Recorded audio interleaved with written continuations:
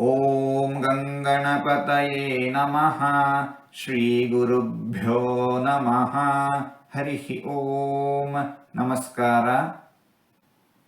ಯೋಗೋ ಯೋಗವಿದಾನ್ನೇತಾ ಪ್ರಧಾನ ಪುರುಷೇಶ್ವರಃ ನಾರಸಿಂಹವಪುಃ ಶ್ರೀಮಾನ್ ಕೇಶವಃ ಪುರುಷೋತ್ತಮಃ.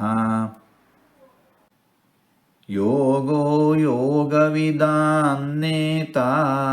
ಪ್ರಧಾನ ಪುರುಷೇಶ್ವರಃ ನಾರಸಿಂಹವಪುಃ ಶ್ರೀಮಾನ್ ಕೇಶವಃ ಪುರುಷೋತ್ತಮಃ. ಯೋಗೋ ಯೋಗವಿದಾನ್ನೇತಾ ಪ್ರಧಾನ ಪುರುಷೇಶ್ವರಃ ನಾರಸಿಂಹವಪುಃ ಶ್ರೀಮಾನ್ ಕೇಶವಃ ಪುರುಷೋತ್ತಮಃ.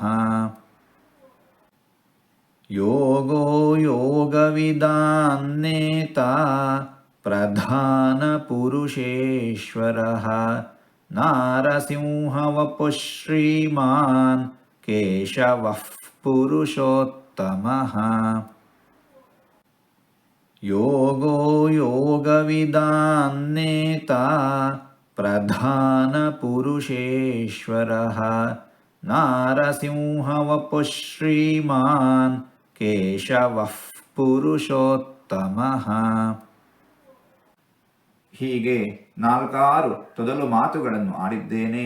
ಇದರಲ್ಲಿ ಏನಾದರೂ ತಪ್ಪುಗಳು ಇದ್ದರೆ ಆ ತಪ್ಪುಗಳನ್ನು ಬಿಟ್ಟು ಒಳ್ಳೆಯದು ಅಂತ ಏನಾದರೂ ಇದ್ದರೆ ಆ ಒಳ್ಳೆಯದನ್ನು ಮಾತ್ರ ಸ್ವೀಕರಿಸಬೇಕು ಅಂತ ಹೇಳಿ ಪ್ರಾರ್ಥನೆ.